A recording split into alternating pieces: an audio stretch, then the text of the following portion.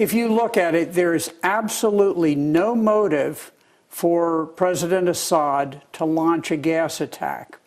You look at it, he was winning the war on all fronts. Why would he launch a gas attack against women and children that he knows is going to outrage the entire world? Who did it then? Well, I think what happened, now this is speculation on my part, there was a bombing. I don't have a question of that. We know for a fact from DIA reports back in 2013 that Al-Qaeda and all of the terrorists have a major sarin gas capability. This was released by WikiLeaks. I believe what happened is that there were sarin gas shells or mines that were contained in this warehouse that was bombed by the Syrians, and that some of them were compromised by the blast, and that the gas probably affected some other people. Now think about this. If President Assad felt desperate, which he didn't, I mean, he's winning on every front, but if he felt desperate that he just had to drop bombs, he's facing armored divisions. He's facing dug-in forces of ISIS and Al-Qaeda. Why would he choose to attack a handful of women and children? It's irrational. It would not happen. And I'm going to tell you, I know President Assad. I've spoken to him. I've studied him extensively as part of soft open source intelligence. And I know he is the most rational, cool-headed person you will ever meet. He is not somebody who is given to, emotionalism. When did you meet Assad? I met him back in April of last year. So about a year ago. About a year ago. Now, people were outraged. A lot of people were outraged that you went to meet him because people call him a butcher.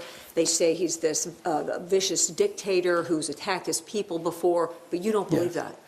I really, I'm very skeptical. If you look at it, back in 2001, General Wesley Clark, who was formerly the Supreme Commander, Allied Europe, said that the Secretary of Defense issued orders that we were to topple 7 Middle Eastern countries in 5 years. None of these had taken any aggressive action against us.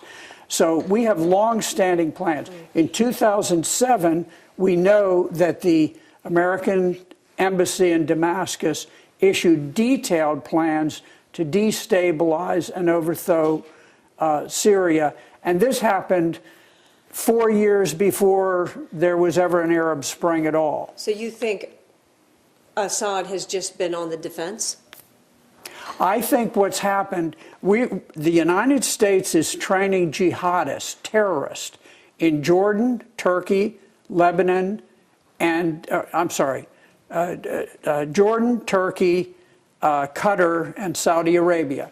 We teach them small arms, the use of TOW anti-tank missiles, and then basically they go on an open market.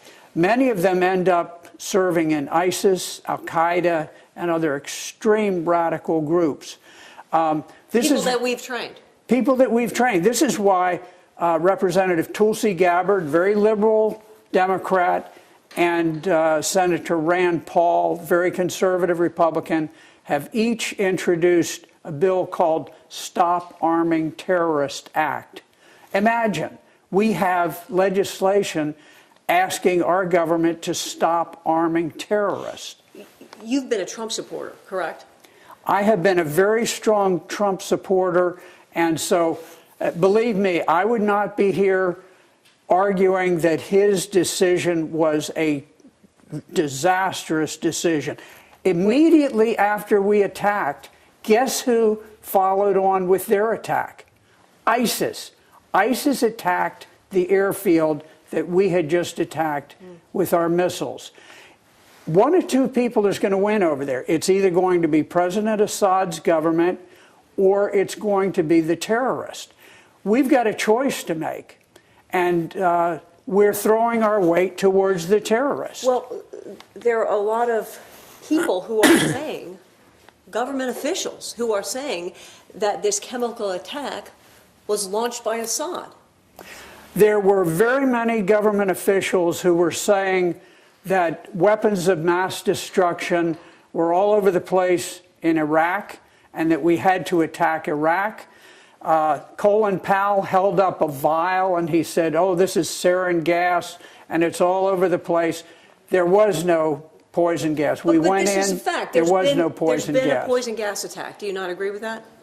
I believe that there has been a release of poison gas, and I believe that it happened because the Syrian government bombed a warehouse that happened to have sarin gas shells held by the terrorists that they were going to use against the Syrian So you don't armed think it was forces. deliberate? It was an accident? That's what you're saying? I think the release of the sarin gas was an accident. I don't think it was accidental that they were there. I think throughout this war, if you go back to the attack in Damascus that was so famous, the Red Line attack, that has been thoroughly debunked, and it's very clear if you look at the work of Pulitzer Prize winner Seymour Hersh. He did extremely good work, and he showed that it was Turkey working with the rebels who set this off as a false flag to draw us into the war. Well, I watched an interview that Charlie Rose did with Assad, and Assad basically does not condemn using chemical weapons. You know, he left the door open that he might use them, which is something you don't normally see. I mean, so it seems like he has not said he wouldn't use them. I'm not familiar with that. What I do know is he said he has no chemical weapons. There was an arrangement made whereby he went to enormous efforts to ship out all of the chemical weapons that he had. People might ask, why do you like this guy so much? I wouldn't say that I like him. I am so sick and tired of the United States. Do you know this is the 25th anniversary of the beginning of U.S. bombing of Iraq, and it continues to this day? And here is a country that took no offensive action against us, did not assist terrorists in any way. 25 years, a quarter of a century later, we're still fighting them. But everywhere. I mean, the president has. People are talking about this red line. There's a red line, and Assad has crossed it. That's what people are saying, and it was so much to cause the president to change course. I would ask either the president or anybody from the mainstream media, including yourself, give me one motive that President Assad had for using chemical weapons on a group of civilians when he's in the process of fighting armored divisions and major forces of jihadists. Why does he choose a bunch of women and children to go after? It's irrational, and I will tell you, he is not an irrational person. So again, what do you think of the president's actions attacking Syria? I think they were rash. I think they were ill-informed. And I think they're very deeply regrettable. Your first reaction, what was that when you heard about it last night?